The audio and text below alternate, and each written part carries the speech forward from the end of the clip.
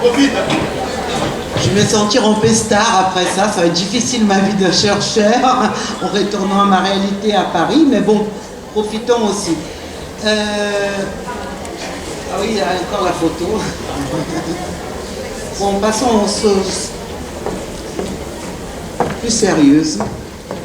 Je vais vous parler aujourd'hui je vais vous montrer les principaux résultats qu'on a eus dans notre recherche sur l'autisme. Ces deux dessins illustrent bien notre problématique. Depuis plus de 20 ans, nous pensions qu'il y avait des anomalies au niveau du cerveau qui sous-tendraient les problèmes de l'enfant avec autisme. Donc voilà le dessin d'un enfant qui représente son cerveau. Et nous avons utilisé depuis les techniques d'imagerie du cerveau. Donc ça c'est l'IRM dessiné par un des enfants avec autisme qui a passé dans notre service. Donc nous avons utilisé ces techniques d'imagerie du cerveau qui, vous imaginez, ont beaucoup évolué depuis 20 ans pour essayer de comprendre comment fonctionnaient les cerveaux d'un enfant avec autisme. Donc, juste comme introduction, et vous avez déjà entendu parler ce matin, on ne parle plus d'autisme, mais on parle du trouble du spectre autistique. Donc je crois que le mot spectre est très important parce qu'on a des personnes qui sont très différentes. D'un côté, on peut avoir des enfants avec un retard mental qui n'ont pas accès au langage. De l'autre côté, des personnes très intelligentes qui parlent. Et tout ça représente les spectres autistiques parce que ce qu'ils ont en commun, et ce qui est très important, c'est les difficultés très importantes dans les interactions sociales. Donc ça, c'est pour nous la base, c'est qu'en commun, c'est les difficultés très précoces dans l'interaction sociale. Et la question qu'on s'est posée, qu'on se pose, c'est quels sont les mécanismes cérébraux qui accompagnent ces difficultés, en fait, qui sont à l'origine, probablement, de ces difficultés. Nous avons utilisé, et ça, rassurez-vous, je ne vais pas rentrer dans les détails techniques aujourd'hui, mais juste pour vous montrer qu'on a utilisé un panel important de méthodes qui, heureusement, ont beaucoup évolué. C'est-à-dire, c'est qu'on avait comme imagerie disponible il y a 20 ans, ça n'a rien à voir avec ce qu'on a aujourd'hui. Et c'est grâce aussi à cette évolution méthodologique, technologique, que les résultats ont pu apparaître. Je vais commencer par les résultats qu'on a obtenus avec la tomographie par émission de positons. Je vous promets de ne pas dire des mots trop difficiles. Ce qui est important, c'est qu'avec cette méthode, on peut mesurer les flux sanguins cérébraux. Flux sanguin cérébral en étant un indice du fonctionnement des synapses, donc le fonctionnement de chaque région du cerveau. Donc on ne fait pas une mesure des structures, on fait une mesure du fonctionnement du cerveau dans chaque région. Nous avons étudié, et ça c'est les premières études qui ont été faites à la fin des années 90, dont les résultats, vous allez voir, ont commencé à publier dans les débuts des années 2000, et ont permis pour la première fois de montrer qu'il y avait une région du cerveau qui avait un fonctionnement anormal chez les enfants avec autisme. Donc ça c'est juste l'image d'un enfant autiste dans nos machines. La plupart du temps les enfants sont endormis, parce que ce n'est pas très facile d'adapter cette imagerie qui requiert du calme aux enfants avec autisme. Et ça a été beaucoup d'efforts avec les parents aussi qui ont beaucoup contribué pour qu'on puisse les faire dans le calme, les enfants endormis, et pouvoir analyser les fonctionnements de leur cerveau. Et voici donc les premiers résultats qu'on a obtenus. Ça c'est la reconstruction du cerveau en 3 dimensions. Et ce que vous allez voir en vert, c'est les régions où on a retrouvé une diminution du flux sanguin chez les enfants avec autisme quand on a comparé avec des enfants sans autisme. Donc voilà en vert, à gauche et à droite du cerveau, la région qu'on a pu montrer comme étant fonctionnement anormal chez les enfants avec autisme. Ce n'est pas n'importe où dans les cerveaux, c'est les régions temporales supérieures. Donc vous avez ici la région frontale, la région occipitale, la région pariétale et la région temporale. Et vous voyez cette tache verte, on a retrouvé une diminution du flux sanguin chez les enfants avec autisme, dont le cerveau est fait un peu de montagnes et de vallées. On appelle les vallées les sillons. les vallées, les montagnes, les gyrus. Et là, cette anomalie se retrouve dans une vallée qu'on appelle les sillons temporales supérieurs. Donc ça, vous allez entendre parler beaucoup pendant mon exposé. Cette anomalie au niveau de cette région temporale supérieure, ces sillons temporales supérieurs chez les enfants avec autisme. Donc là, c'était l'anomalie qu'on a retrouvée dans ces groupes d'enfants avec autisme. On a aussi voulu chercher si cette anomalie était corrélée à la sévérité du syndrome autistique. Ça veut dire, est-ce que plus l'autisme était sévère, plus cette anomalie était importante. Donc ça, c'était en deuxième résultat. Et on a montré que oui, plus les débits étaient diminués dans cette région temporale supérieure, plus l'autisme était sévère. Ensuite, on a voulu aussi savoir si on était capable, là je vous ai montré des résultats du groupe d'enfants, mais vouloir savoir si c'était possible d'identifier cette anomalie chez un enfant par rapport au groupe. Les résultats étaient positifs, on était capable de déceler cette anomalie chez à peu près 80% des enfants avec autisme que nous avons vus dans notre laboratoire. Donc là, c'est l'image, c'est plus l'image du groupe que vous avez vu tout à l'heure. Donc c'est les taches vertes, donc la diminution du flux sanguin cérébral chez un enfant. Vous voyez, elle n'est pas, évidemment pas identique à l'image du groupe, mais on voit bien chez cet enfant la diminution du flux sanguin cérébral dans les régions temporales supérieures, à droite et à gauche du cerveau. Ici, c'est une autre image où chaque point représente l'endroit où la diminution du flux sanguin est la plus importante chez un enfant. Et vous avez 45 points, ça veut dire que les 45 enfants, on retrouve cette diminution importante du flux sanguin dans les régions temporales. Évidemment, ce n'est pas au même endroit, il y a une variabilité chez les enfants, mais vous voyez à la campagne, voilà cette fameuse vallée dont je vous ai parlé en vert, les sillons temporales supérieurs, vous voyez que cette anomalie, elle accompagne, il y a une logique anatomique, elle accompagne ces sillons temporales supérieurs. Donc pour certains enfants, l'anomalie est plus importante vers les bas, pour d'autres enfants, elle est plus importante vers les hauts, mais c'est la plupart du temps quelque chose qui accompagne cette région anatomique. Avec des techniques beaucoup plus modernes, ça c'est un des derniers résultats que nous avons obtenus, on montre que cette anomalie temporale permet d'être détectée, en fait, on peut la détecter d'une façon individuelle chez plus de 80% des enfants. Donc ça pourrait être un marqueur du syndrome autistique, du trouble autistique. Là, c'est juste, parce que je vais vous montrer, ça c'est nos résultats, c'est plus en vert, c'est en noir et blanc, mais c'est les mêmes résultats, juste pour vous montrer que d'autres équipes ont montré, ça c'est un travail japonais. Vous voyez la similitude de résultats observés. On a, des fois je montre ça comme étant comme les jeux de bataille navale. Donc là, c'est les points qu'on retrouve comme étant anormaux dans les cerveaux des enfants avec autisme. Et vous voyez qu'on a à peu près exactement les mêmes points dans une autre étude. Donc, on a, surtout étant près de Toulon, on peut dire qu'on a les mêmes bateaux. Si on continue dans notre jeu de bataille navale, c'est vraiment presque identique comme résultat. C'est qui nous a beaucoup rassurés parce que c'est très important qu'au niveau de la recherche, il n'y a pas que le laboratoire qui trouve des résultats, mais que ça puisse être confirmé par d'autres équipes. Et là, en l'occurrence, c'est très rapidement confirmé par une équipe japonaise. Donc c'était la première fois où on mettait en évidence une anomalie du fonctionnement du cerveau dans une région très précise.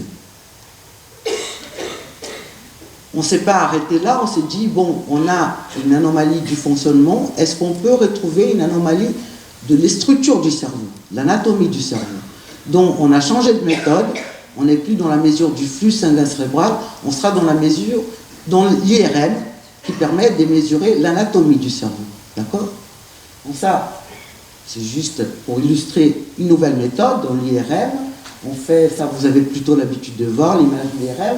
On fait un travail de traitement d'image qui est très important, pour après pouvoir regarder point par point dans le cerveau s'il y a une différence de la quantité de matière grise entre un groupe d'enfants et un autre groupe d'enfants, en l'occurrence un groupe d'enfants avec autisme et un groupe d'enfants sans autisme. Et la réponse qu'on a trouvée, vous voyez ici de nouveau une tache verte qui représente un endroit où on a trouvé une différence, moins de matière grise chez des enfants avec autisme par rapport aux enfants sans autisme. D'accord? De nouveau, dans cette même région, et ce n'est pas les mêmes groupes d'enfants, ça c'est important parce que des fois on peut reproduire les mêmes types de résultats si on travaille avec les mêmes enfants, ça c'est un autre groupe d'enfants avec une technique d'imagerie différente, et on met encore une évidence, là, pas une anomalie fonctionnelle, mais une anomalie anatomique dans ces mêmes régions temporales supérieures. Et encore une fois, nous avons mis en évidence que plus cette région était anormale, d'une façon anatomique, plus l'autisme était sévère. Donc, juste comme petite illustration de cette première partie de nos résultats, les résultats, si on retourne à notre petit jeu de bataille navale, les résultats en IRM, les résultats des mesures de flux sanguin, les résultats de l'étude japonaise qui mettent en évidence cette région temporale supérieure comme étant anormale chez des enfants avec autisme. Bon, voilà, on a mis en évidence cette anomalie localisée, et la question que vous pouvez me poser et qu'on s'est posée en tant que chercheur, quels étaient les rôles de cette région temporale supérieure dans les cerveaux? À quoi sert cette région et pourquoi étant anormale, elle pourrait avoir un lien avec l'autisme? L'histoire s'est faite qu'au moment où on a mis en évidence cette anomalie, dont la première image que je vous ai montrée, qui a été publiée en 2000, on ne savait pas, au niveau de la communauté scientifique internationale, on n'avait pas connaissance du rôle de cette région temporale supérieure chez l'homme. Donc, pour juste vous rendre compte, je pense que c'est important de montrer les choses dans une perspective historique, même si on fait l'historique sur 10 ans, 15 ans, ce n'est pas une histoire longue, très, très ancienne, mais l'évolution des connaissances sur les cerveaux change à chaque jour. Donc on sait qu'on dit aujourd'hui, ça va aussi probablement changer dans l'avenir, j'espère. Mais au moment où on a trouvé cette anomalie dans les cerveaux des enfants avec autisme, on ne savait pas à quoi servait cette région. Donc toutes ces connaissances-là sont très récentes. Il s'est un peu par hasard que des chercheurs, surtout en Angleterre, ont montré que cette région temporale supérieure, vous voyez, c'est des études aussi à la fin des années 90, commençaient à montrer que cette région temporale supérieure était sensible à un certain type de perception du mouvement. Et surtout, les mouvements qu'on appelle les mouvements biologiques. Donc, je vais vous montrer quelques exemples maintenant de comment fonctionne cette région dans le cerveau normal. Donc là, on ne va plus parler pendant 2 minutes sur l'autisme, mais on va parler de quel est le rôle de cette région dans les cerveaux dits normaux. Plusieurs études ont été réalisées en utilisant plusieurs types de stimuli qu'on appelle dans les stimuli sociaux, donc des points qui bougent, des perceptions du visage, perceptions du regard, à des stimuli qu'on pourrait dire beaucoup plus complexes. Et on sait aujourd'hui que cette région temporale supérieure est très importante pour ce qu'on appelle la perception sociale. Bon, des fois, on utilise des mots compliqués pour signaler des choses qui ne sont pas compliquées du tout. La perception sociale, c'est la perception de mouvements du corps qui sont à la base de l'interaction sociale. C'est la perception du regard, la perception des mouvements du visage, mouvements des mains. Donc, je bouge des fois exprès, mais c'est comme ça qu'on se fait comprendre. Et cette perception est à la base de l'interaction. Bon, c'est pas, vous connaissez les problèmes de l'autisme, donc quand je parle perception du regard, la région qui est responsable de la perception du regard étant anormale dans l'autisme, ça fait tilt, évidemment, ça commence à devenir cohérent. Il faut savoir qu'on a trouvé ça avant de savoir. Il y a une petite, on était un peu en avance par rapport à retrouver ça dans l'autisme, à comprendre après, attendre les résultats dans les cerveaux, comprendre les rôles de cette région dans le cerveau normal. Donc je vais vous montrer un peu l'exemple. Vous voyez ici quelqu'un qui est dans une machine IRM qui perçoit soit les yeux, soit les mouvements d'une flèche. Les cerveaux ne travaillent pas de la même façon quand il doit se rendre compte du mouvement d'une flèche ou quand il doit percevoir les mouvements des yeux.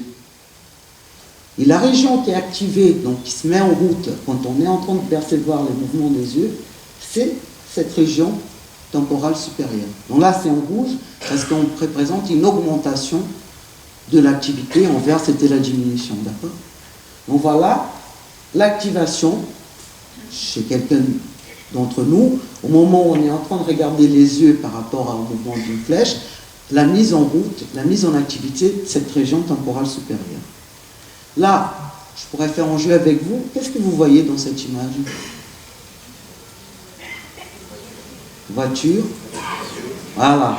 Donc on peut voir soit une voiture, soit les yeux. Donc c'est intéressant parce que l'entrée pour les cerveaux est la même. On a cette image, mais on peut jouer sur l'effet de regarder soit la voiture, soit les yeux. Ici, on est dans une machine IRM et on prend attention aux yeux. Vous allez activer cette région temporale supérieure. Donc, c'est vraiment une région très importante pour la perception du regard. Pas seulement du regard. Là, heureusement, l'air n'est pas très tardif, donc je peux montrer l'image, parce que des fois, en début d'après-midi, c'est un peu plus compliqué. Vous êtes dans une machine IRM et vous allez voir un mouvement très spécifique de la bouche. Voilà. C'est bien. Et tant que vous voyez ces mouvements, vous allez activer cette région temporale supérieure. Si vous sonnez l'image en noir et blanc, vous voyez que c'est vraiment très similaire à l'image négative, c'est-à-dire à l'anomalie qu'on avait retrouvée chez les enfants avec autisme. Donc pas seulement la perception du mouvement des yeux, mais la perception des visages, la perception du mouvement de la bouche, la perception du mouvement tout court, mouvement des mains. Donc voilà, ça c'est en résumé des différents types d'engagement de cette région temporale supérieure, mais ce qui est important, c'est que ce n'est pas seulement la perception visuelle, c'est aussi la perception auditive. Je veux dire, je vous parle des perceptions sociales au niveau visuel, donc les yeux, les visages, la main, les mouvements, mais il y a aussi la voix. La voix est très importante, on a entendu un peu ce matin, tout à l'heure, les problèmes des perceptions de la voix. Et la voix, ce n'est pas la parole. La voix, c'est toute l'intonation qu'on peut donner, toutes les subtilités. Je peux vous dire la même phrase de deux façons très différentes. Et si vous n'êtes pas capable de percevoir ces modifications, vous n'allez pas comprendre les contextes. En fait, la voix, aujourd'hui, c'est presque plus simple. On a des fois, la société évolue d'une façon qu'on peut vous expliquer aujourd'hui la voix par rapport à tous les signes que vous faites dans les messages que vous envoyez par téléphone. Ça, c'est notre voix. C'est-à-dire, vous donnez par les signaux l'intonation qu'on veut, si on veut rigoler, si on veut parler sérieusement. C'est-à-dire, c'est très important de reconnaître la voix. C'est qui entoure la parole. Et cette région, on a montré, il y a une région du cerveau qui est exactement cette région temporale supérieure qui traite l'information de la voix. Vous voyez, ça c'est l'activation qu'on retrouve dans les cerveaux quand on entend des sons de la voix par rapport à d'autres sons qui ne sont pas la voix. Par exemple, toc, toc, toc, par rapport... Vous voyez? Ça, votre cerveau ne travaille pas du tout de la même façon entre les bruits que j'ai faits avec ma voix, ma bouche, et les bruits que j'ai faits avec ma main. Donc il y a une spécialisation au niveau du cerveau pour les traitements de la voix humaine. Donc on a une région clé parce qu'elle traite à la fois l'information sociale visuelle et l'information sociale auditive, le regard et la voix. Donc on va revenir à l'autisme. Je pense que vous avez à peu près compris maintenant dans quel contexte on se situe. On a une anomalie à la fois fonctionnelle et structurelle dans une région clé du cerveau qui traite l'information sociale. Donc je pense que la cohérence par rapport à l'autisme commence à se faire dans votre esprit aussi, non? Qu'est-ce qu'on a trouvé maintenant d'une façon plus précise dans l'autisme quand on met les cerveaux des personnes avec autisme en activation? Là, on n'est plus dans les repos, on n'est plus dans les travails au repos, on est dans une tâche donnée. Donc, ils sont dans la machine, ils vont réaliser une tâche et on va voir comment réagit les cerveaux. Dont une des études qu'on a faites dans ce sens-là, c'était exactement la perception de la voix. Les personnes avec autisme étaient dans la machine, écoutaient soit de la voix, soit d'autres sons. On a comparé avec des personnes dites normales, qui active, elles, je viens de vous montrer, cette région temporale supérieure quand elles écoutent la voix, et les personnes avec autisme n'activent pas cette région quand elles écoutent la voix humaine. Ça veut dire que dans l'autisme, on pourrait imaginer que les cerveaux réagissent à peu près de la même façon quand ils entendent par rapport toc toc toc. Et ça, c'était un résultat qui était... Les parents ont été en fait les premiers à comprendre ce résultat parce que, vous savez, quand très tôt, bien avant le diagnostic, les parents nous racontent, on appelle, je dis Paul d'une façon générale, on appelle notre garçon, il ne répond pas. Paul, Paul répond pas. Donc les grands-parents arrivent, disent mais il y a peut-être un problème de surdité, il est peut-être sourd et c'est pour ça qu'il ne répond pas. Et la maman fait très attention, dit mais non, mais quand il y a d'autres sons, il répond. Donc il y a quand même un problème qui n'est pas la surdité, mais qui est un problème de la perception du son humain. Et là, on a réussi à montrer qu'en fait, il y a un problème dans la mise en route de cette région qui traite l'information de la voix chez les personnes avec autisme. On peut, la même chose, se passe au niveau du regard. Là, c'est une étude américaine qui montre qu'au moment de la perception des différents regards, on appelle ça contrôle normal, c'est-à-dire les mots là m'intéressent peu, mais dans un cerveau non autiste, on a l'activation de cette région temporale supérieure pour les regards, et si on n'observe pas cette activation dans les personnes avec autisme.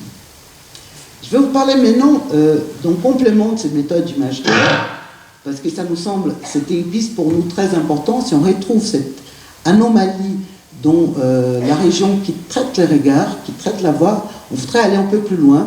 Et on a aujourd'hui la possibilité de faire une mesure objective et quantitative du regard avec une nouvelle méthode qui s'appelle l'eye tracking. Donc je vais vous montrer un peu comment on peut travailler. Vous voyez, c'est vraiment un écran. Là, on a mis en extrême la photo d'un bébé, mais on ne travaille pas avec les bébés, on travaille avec les enfants. C'est vraiment comme un écran d'ordinateur et on peut vraiment tracer et suivre les regards d'un enfant, d'un adulte, quand il est en train de voir quelque chose, on filme une photo. Donc c'est une façon de vraiment se rendre compte de quels sont les regards de cet enfant face au monde, face à des scènes. Je vais vous montrer un peu des exemples, c'est pour ça que je me suis assuré que l'ordinateur marchait, pour que les films puissent marcher. Donc ça, c'est la première étude qui a été faite, c'est une étude d'Amy Klein, qui est un grand ami, un chercheur qui est brésilien comme moi, mais qui travaille aux États-Unis. Et Amy Klein, aussi au début des années 2000, en 2002, a publié cette étude chez des adultes. Donc je vais vous montrer un morceau de film. As put up by the image of our press word. Well, when I was teaching in Kansas... You won't believe it, but we had to make our way all by ourselves. Isn't that right, dear? We had to make our own way. I would have to go up to the wives in the library or the supermarket and say hello. I am new here. You must be Mrs. So-and-so, Dr. So-and-so's wife. It really wasn't very nice at all. There are easier things in this world if you happen to be teaching at a university. There are easier things than being married to the daughter of the president of that university. There are. Bon, je crois que c'était un peu fort, je vais baisser les sons pour la première. C'est un film, je ne sais pas la moyenne d'âge, je ne sais pas si vous reconnaissez ces films, c'est un film américain qui est très connu, il s'appelle Qui a peur de Virginia Woolf. Il a utilisé ces films, c'est vraiment, comme on appelle un huis clos, c'est 4 personnages, 4 professeurs universitaires, dont je crois que c'est un clin d'œil aussi à notre monde universitaire, mais qui sont dans une situation d'interaction sociale très importante. Donc ils présentaient ces films à des personnes, des adultes avec autisme, ils traçaient les regards de qu'est-ce qu'ils regardaient pendant cette scène, et on va voir ça. Voilà la dernière scène. Ça, disons c'est nous, quand on voit cette scène, on a les regards portés sur les yeux de ces personnages. D'accord? Donc si vous étiez là, la plupart de vous, vous regardez les films, j'aurais ma machine et j'aurais vu... Pardon?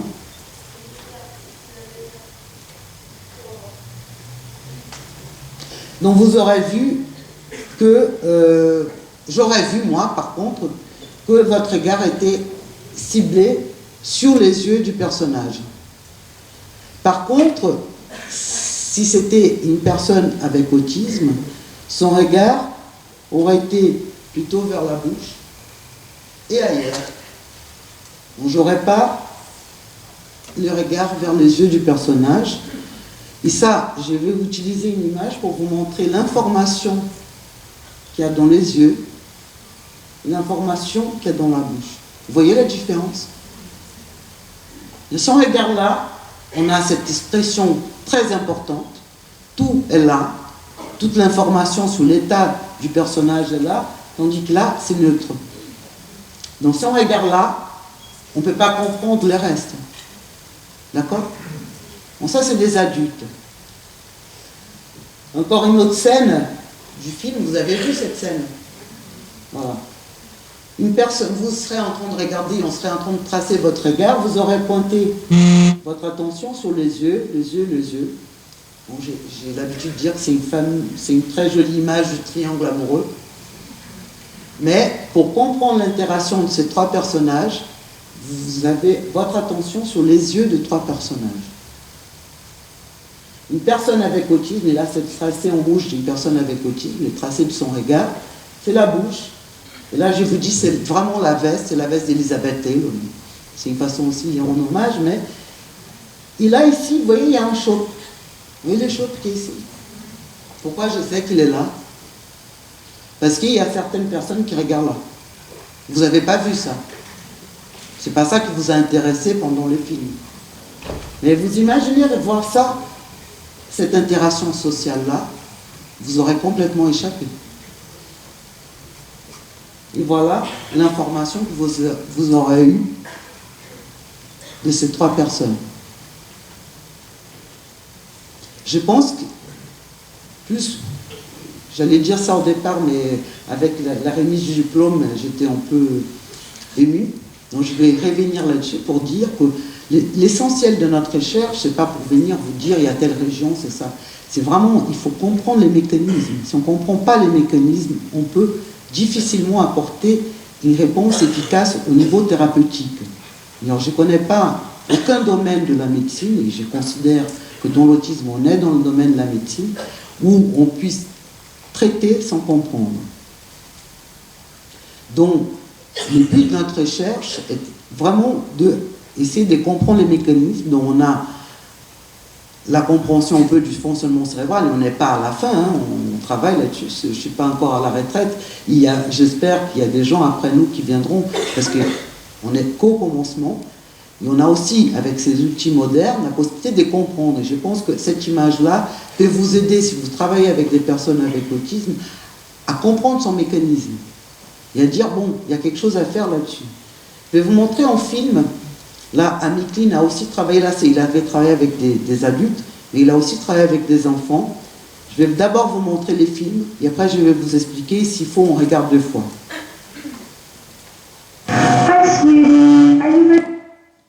Vous m'excusez, je vais mettre ça un peu moins fort, parce que c'est très désagréable. Je sais pas, pour moi c'est très fort, je sais pas pour vous.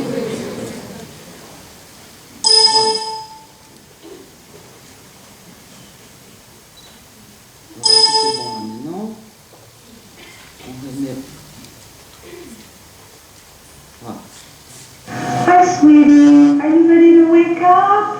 Come on, did you sleep well? On va regarder une autre fois. Hi, sweetie. Are you ready to wake up? Come on, did you sleep well?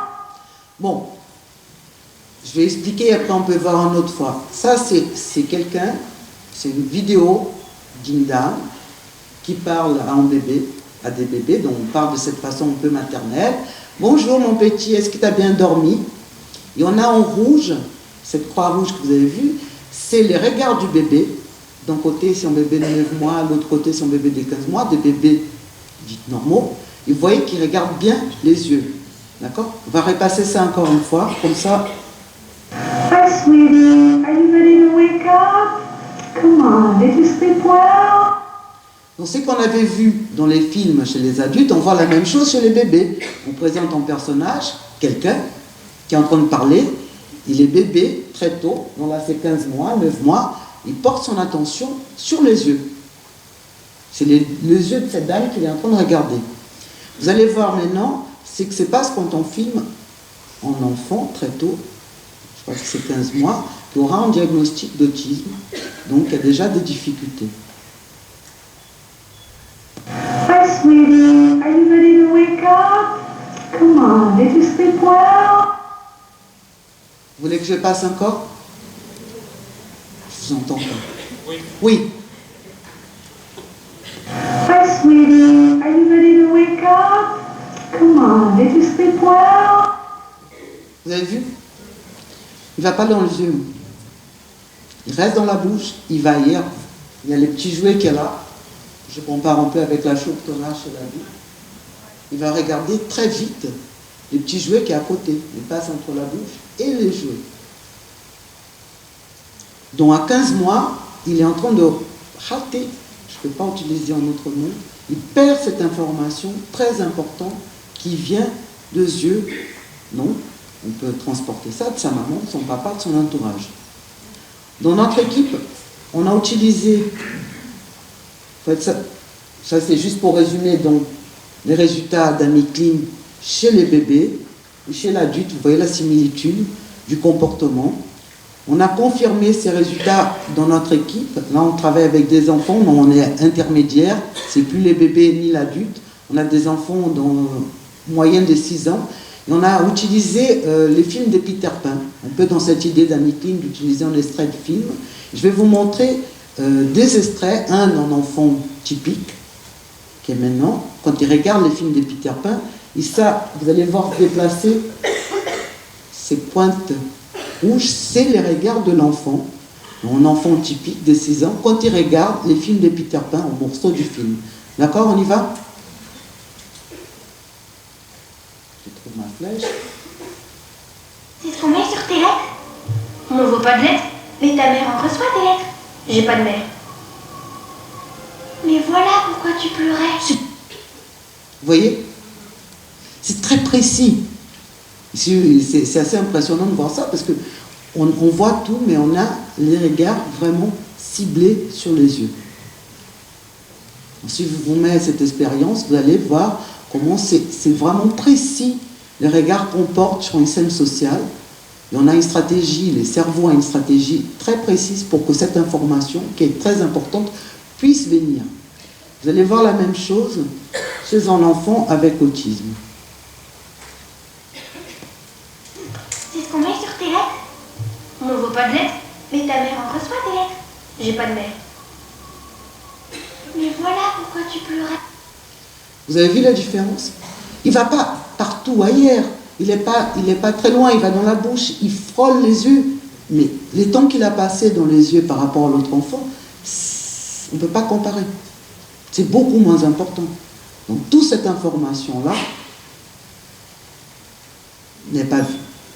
Il n'est pas compensé non plus par la voix. On a vu qu'il y a aussi des problèmes par rapport à la voix. Donc, quelles sont les conséquences après on parle des perceptions, d'accord? La perception, elle ne se fait pas comme il faut, mais évidemment, il y a toute une construction sur le monde social qui après est très dérangée. Donc on va parler de 2 aspects. L'aspect compréhension des émotions. Et ça, c'est une étude américaine. La question, bon, on a des photos des personnes avec des expressions émotionnelles très différentes et on pose la question, quelle est l'expression émotionnelle? Donc voilà, de ces personnages, celui-là, on va dire là, si je vous demande, vous allez dire c'est quoi là? Voilà. Donc si vous étiez devant cette machine, la tracking, je poserai cette question, voilà votre tracé.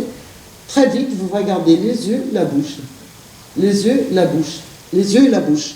Et avec cette information-là, entre ce que vous voyez, les yeux et la bouche, vous arrivez à vous donner la bonne réponse. C'est clair? Et voilà les tracés des personnes avec autisme quand elles vont répondre à cette question. Est-ce que c'est possible de donner la bonne réponse? Est-ce qu'en regardant là, on peut dire quelle est l'émotion qui ressent cette personne? L'essentiel est là, non? Donc ça c'est des adultes.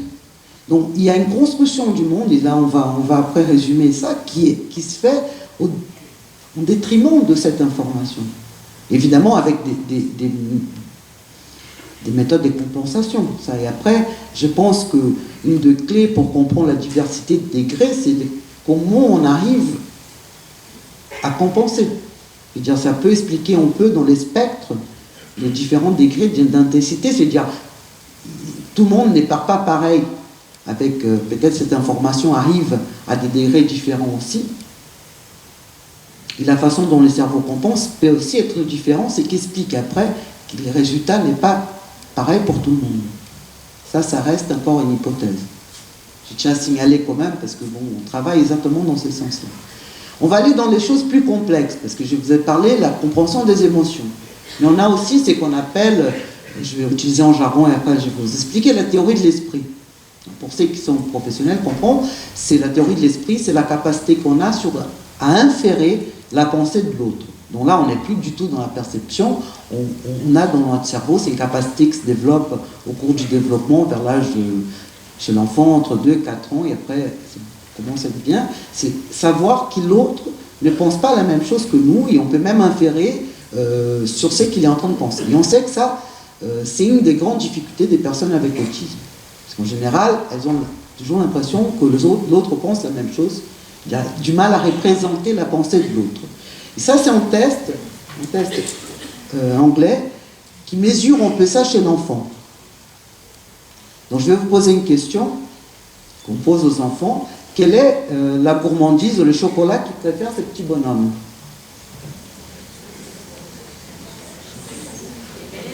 Voilà. Donc la plupart d'entre vous a répondu M&M's. Très bien. Est-ce que je peux vous demander pourquoi? Voilà. J'entends, malheureusement, j'ai une préférence par ceux qui sont près de moi, j'entends pas les... Mais on m'a dit, c'est parce qu'ils regardent. Ils regardent, mais ils sourient aussi. Mais c'est vrai que les regards est très important. Les personnes, les enfants avec autisme, ont beaucoup de mal à donner cette réponse.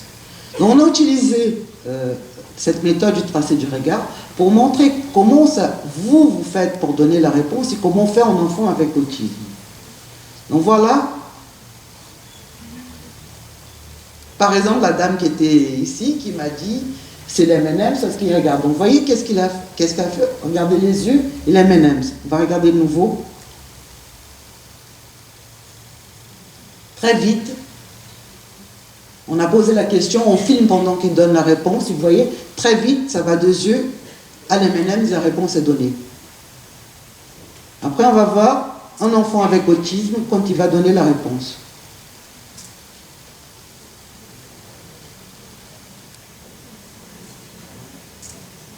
Vous voyez, il ne passe pas, parce qu'à la fin, c'est-à-dire il avait déjà donné sa réponse avant, il fait les mêmes tracés que quand on nous demande quels sont les chocolats que vous préférez. Là, vous allez parcourir les 4 et vous allez choisir.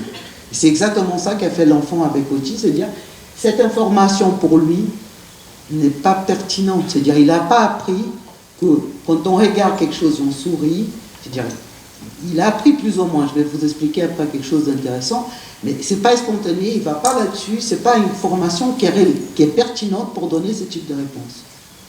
Ce qui est intéressant, c'est que parfois, là on est en train de travailler là-dessus, j'essaie de vous montrer un peu les choses qui sont encore en route, on dit, l'enfant fait ses tests, on mesure son regard, après on demande, mais dans quelle direction il regarde le bonhomme? Et là il peut répondre, il regarde là. Et du moment où on a ciblé à l'enfant qui a le regard et qui regarde là, on repose la question.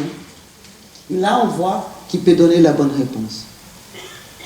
Donc vraiment, c'est attirer vraiment l'attention sur le regard. C'est-à-dire, il faut qu'on explique et qu'on attire. C'est-à-dire là, on va falloir qu'on fasse preuve de beaucoup d'imagination. C'est notre rôle en tant que chercheur, mais aussi vous en tant que professionnel, vous en tant que parent, de dire comment on va faire cette thérapie du regard. Donc pour conclure un peu, où on est de la recherche, on a ces résultats qui mettent en évidence une anomalie d'une région précise du cerveau et les problèmes attachés au regard. Mais évidemment, et ça, j'étais un peu simpliste, parce que je voulais parler d'une façon en montrant les résultats de cette région. C'est une région, le cerveau n'est pas une région isolée. surtout si on parle au niveau du développement. Donc on pense que c'est une région clé, mais qui est évidemment reliée à d'autres régions du cerveau, donc tout ce qu'on appelle les cerveaux sociaux. Donc tout ça peut s'exprimer après dans les relations entre les différentes régions d'une façon différente. Il y a évidemment des anomalies frontales aussi. Bon, je ne vais pas rentrer dans cette complexité, mais c'est en réseau quelque part. Il y a un des éléments de ces réseaux, on a mis en évidence, il ne travaille vraiment pas bien.